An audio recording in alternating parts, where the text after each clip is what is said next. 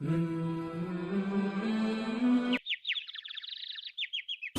اللہ الرحمن الرحیم۔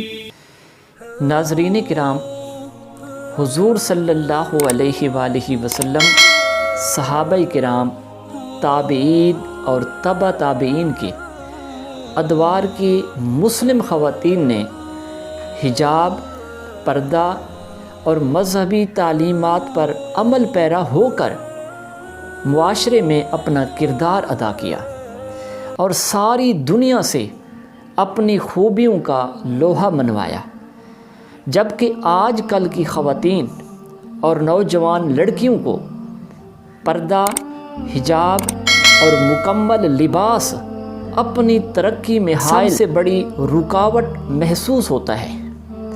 انہیں اخلاقیات، ماں باپ کی روک ٹوک اور لباس کے حوالے سے لگائی جانے والی پابندیوں سے آزادی چاہیے۔ کتنے افسوس اور بدقسمتی کی بات ہے کہ یہ اجنبی لوگوں کے سامنے اپنے جسم کی نمائش میں اپنی آزادی کا راز پنہا سمجھتی ہے۔ کیا انہیں یہ معلوم نہیں کہ ایسا کرنے کی صورت میں انہیں معاشرے میں بسنے والے بد عناصر کی ہوسناک نگاہوں کا نشانہ بننا پڑے گا؟ ان کی عزت ناموس کو ہر وقت خطرہ لاحق رہے گا۔